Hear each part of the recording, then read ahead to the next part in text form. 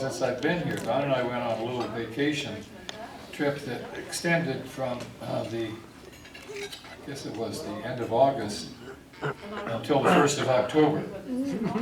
So it's been hard for me to get here from California or Arizona or Colorado, but I'm glad to be back. And I'm glad to see all of you. When we were planning our fall semester thing, there were a couple of people I especially wanted us to include on our program this fall. And one of those people is Mitzi McFatrich, who is here with us this afternoon. And I have a little bit of her bio that she sent me. You know, one of the things I've learned in introducing people is that even if I know them well and I give them an introduction, I get some significant piece of it really screwed up. And so I thought it would be good to talk with Mitzi or to get from her a little bit of something in writing that would help me avoid doing that. But I still may do that, Mitzi, and she can correct me. Well, Mitzi McFatrich, as many of you know, is the Executive Director of Advocates for Better Care in Kansas. And many of us knew that formally, and some of us still think of it primarily as Kansans for the Improvement of Nursing Homes. But since 2007, Mitzi has been the Executive Director of Kansas for Better Care, and she directs the public policy advocacy program development and the fiscal management of KABC, which is a member-based consumer advocacy not-for-profit organization, so you can make all kinds of contributions and deduct those from your income tax. And she will mention to you the plan for an activity coming up in the very near future where you can join in the fun of celebrating the accomplishments of KABC and join in looking forward to the future. But KABC's mission is to improve the quality of long-term care for Kansans. And since the initial existence of the Kansans for the Improvement of Nursing Homes, a great deal more has happened in the improvement of nursing homes than I could even talk about. Mitzi has worked as an advocate in aging services, child abuse and neglect, domestic violence, homelessness, and health care. She's seen elder services and adult care homes go through many changes from the late 1950s through today, and she's been a 24/7 caregiver for both of her parents in her later years. She understands the significant physical, emotional, and mental challenges that people face in dealing with long-term care needs, both as a healthcare provider and as a family member. Mitzi serves on many work groups that develop and implement long-term care public policy in Kansas. She has a deep concern about how Kansas offers health care and assistive services to older adults, and as KABC's director, a family giver, a future consumer, she's interested in seeing more quality in the care and more choice for adults and better health and safety oversight by the government and better coordination between services, including, Mitzi, I don't know what APS is. Oh, Adult Protective Services. Ah, yes, adult protective services and law enforcement, all for long-term care. Well, you can, excuse me. You can see from that she has a really broad range of experience and education that qualifies her to be the really excellent advocate and policy involvement person on behalf of elders in the state of Kansas. Mitzi, we're delighted to have you with us. I'm especially delighted to be able to introduce you.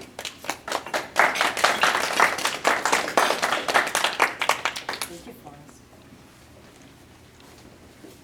Hi. Thank you for letting me come today. I am really pleased to be here. Some of you are familiar to me and some of you are not. And so I hope you'll become more familiar to me and me to you.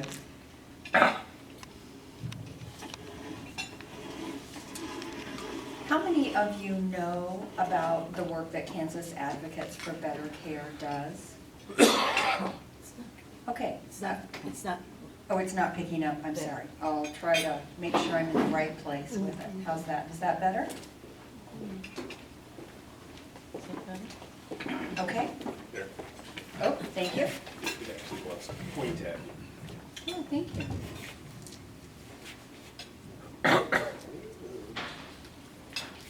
Is Is that better now? Can you hear me? Yes. Okay, I'll try to stay put. That's not easy for me. I'm a mover arounder, but I'll try to stay in one place. Kansas Advocates for Better Care, as Forrest said, used to be, in its early years, called Kansans for the Improvement of Nursing Homes. That probably makes more sense to most people than Kansas Advocates for Better Care. But the reason that we changed our name is because long-term care isn't just about nursing homes anymore. People get long-term care in assisted living type facilities, in Home Plus, in residential health care settings, and also at home through home health and home care and all kinds of supportive services. How many of you want to go to a nursing home when you need long-term care?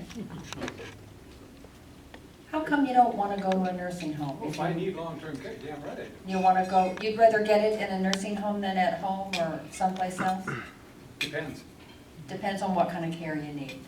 So tell me what your resistance or your hesitance is about going to a nursing facility for long-term care. Why wouldn't you want to do that? Because I saw what it was like when my father was in one for a period of time. Okay, you've had personal experience that wasn't good, and you're certainly not the only person that has that history. I think a lot of it's connected to the fact that that's a place where a lot of people die. Absolutely. A sense that that's the end of our life and nobody wants to look at the end of their life. Very depersonalizing. It is very depersonalizing. Institutions tend to be that way, and nursing facilities are, in whatever way, an institution. Dark hallways. Dark hallways, absolutely. Long-term care sometimes tends to be, the staff seem to infantilize people who are there. Right.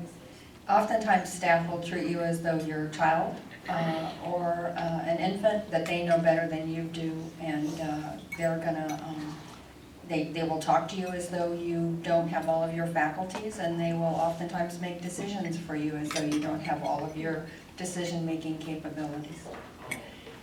There are a lot of changes. The first time I was in a nursing facility, I was 3, 1957. How many of you had experience with nursing homes in the 1950s or 1960s? Yeah, they were pretty scary places. And my great-grandmother lived there after she'd been living with us and broke her hip, and there was no treatment for that broken hip in 1957, so she spent the last 6 years of her life in a bed in a nursing facility in a ward that looks like something out of a 1940s World War II kind of movie. The beds were metal. The only separations were those cloth room divider kinds of things that they would put around people when they were changing their clothes or giving them a bath.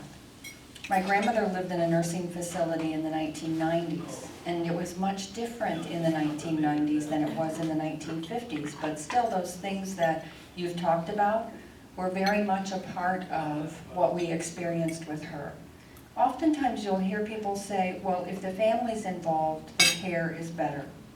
And that's true sometimes. My dad was at the nursing home every single day to visit with his mom for about 2 hours.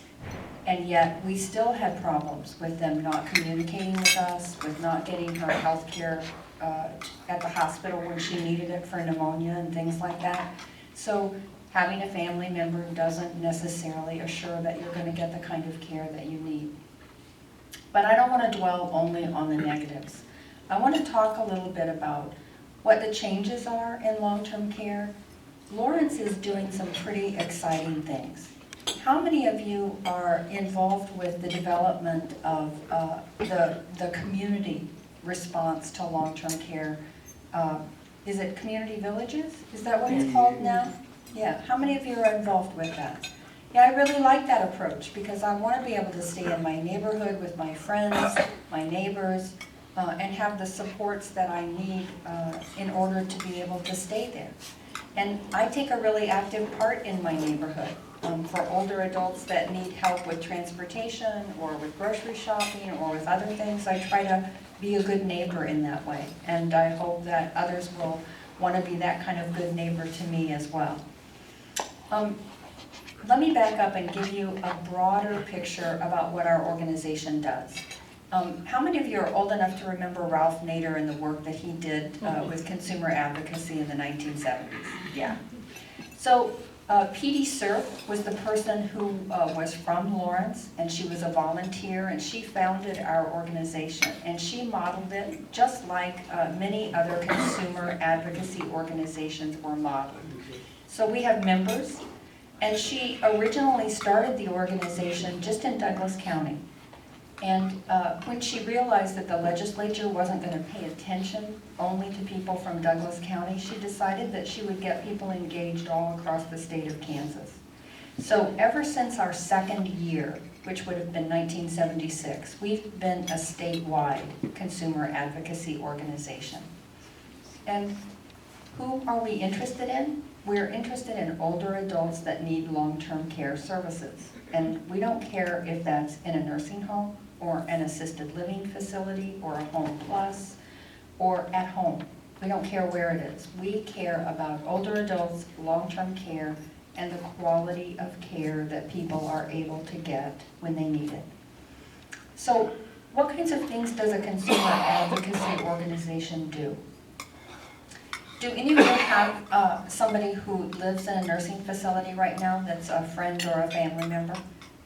Or have any of you had somebody who was in a nursing facility? So I don't know if you used KABC's services when you were trying to figure out about the quality of care in different nursing facilities, but that's what we do.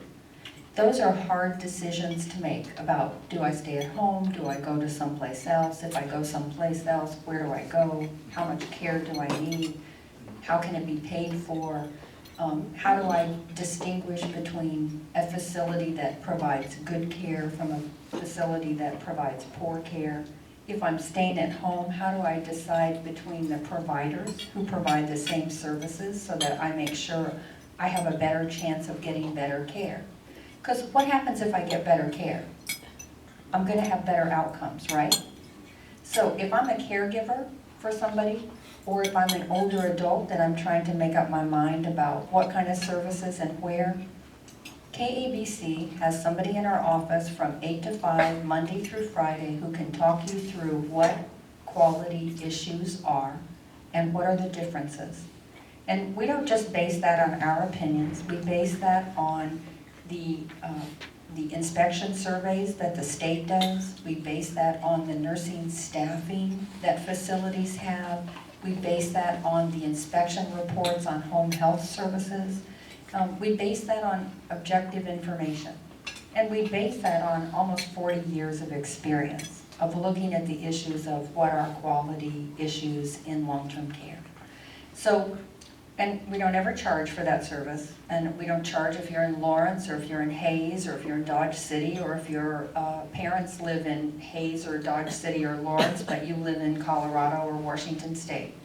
You can just call toll-free, or you can call on our local Lawrence number. And I'm going to give you some information, printed information about us that has that contact information on it, so that if you want to talk to us, you're welcome to talk to us at any time. And Forrest, do you want to, can I give those to you? Sure.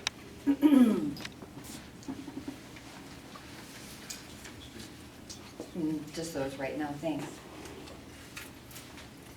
So that's one of the things we do. If you're making a decision about long-term care, we can help you with that. And if you're having a problem in long-term care, which is not uncommon, as you said, you had problems with your dad when he was in a facility, that's not uncommon.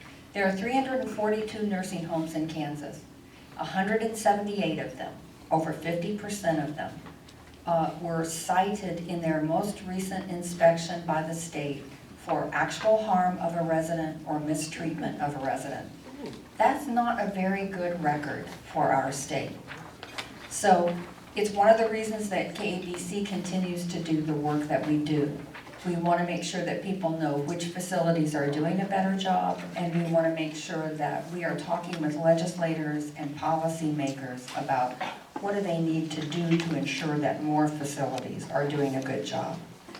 One of the things I have a real concern about in the current administration is that the state has a responsibility for oversight and enforcement of the health and safety regulations for long-term care. That has a direct impact on every person who's getting long-term care services. And right now, our state's not doing a very good job on inspecting and enforcing those healthcare standards.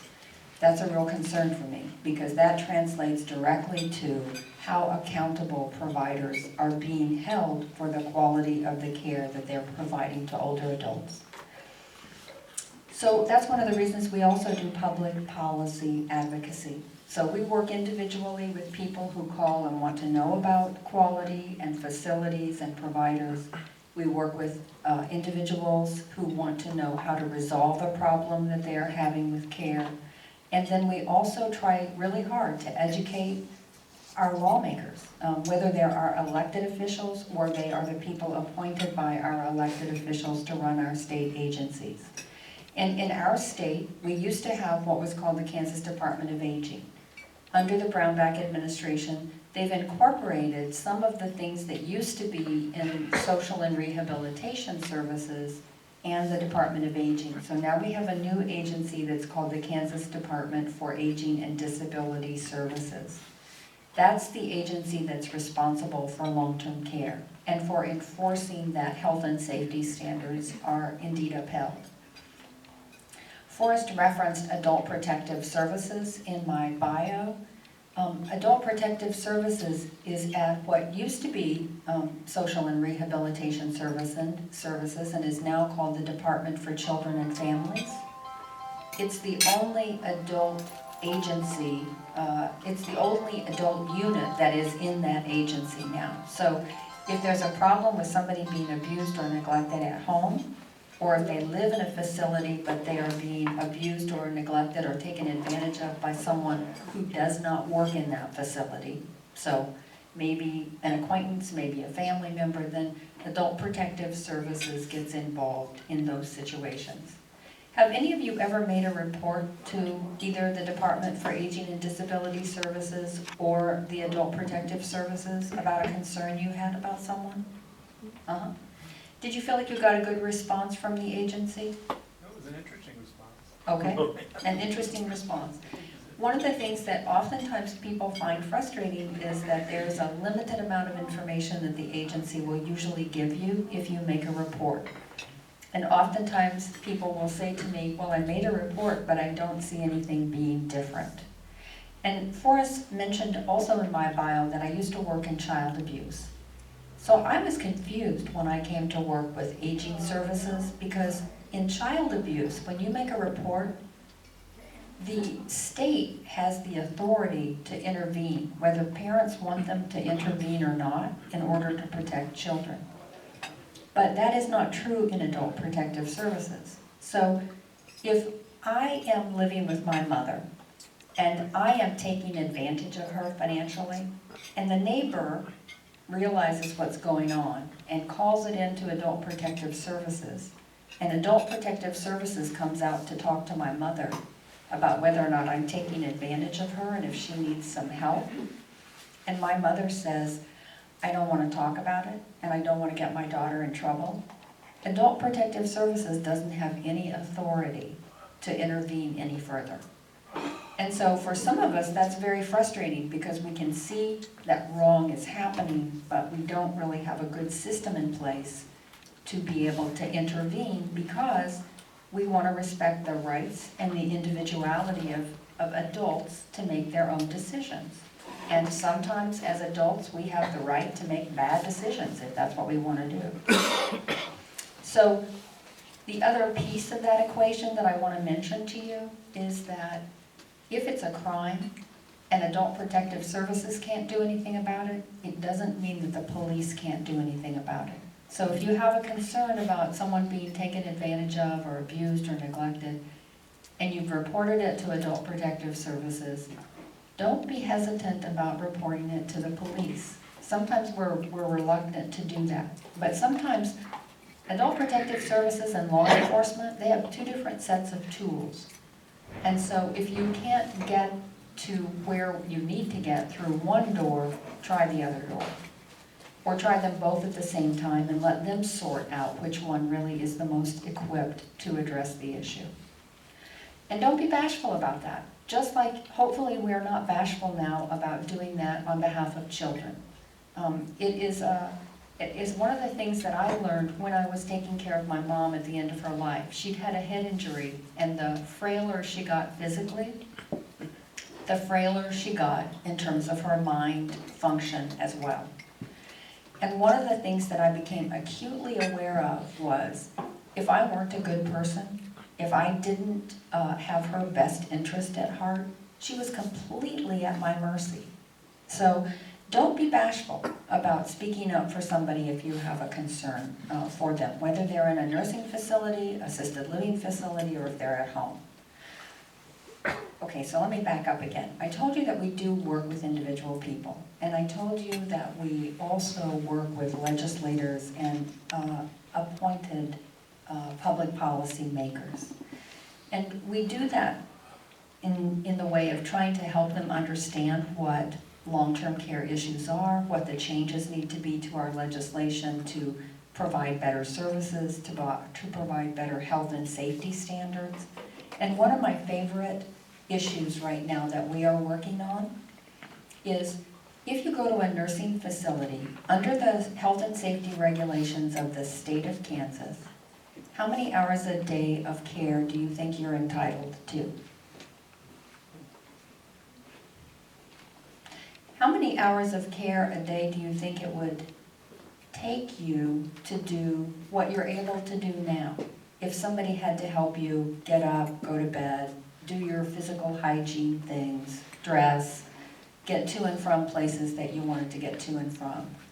How many hours of help a day do you think? 4 or 5 hours. 4 or 5 hours? 3 or 4. 3 or 4. Well, you guys are really good, because in the state of Kansas, the current minimum nursing staffing requirement is 2 hours a day for every person. Now, it takes me as a fully functional person longer than 2 hours a day to get ready, to bathe myself, to do physical hygiene, to feed myself, to get myself to and from places I need to get myself to and from. So how could 2 hours a day possibly be enough for a person who has greater challenges than that? In fact, it takes 4 hours and 26 minutes a day of help in order to avoid injury, illness, and death that is avoidable and preventable if you have adequate help. So one of the things Kansas Advocates for Better Care is working on right now is changing that health standard. And we could change that either through regulation or legislation.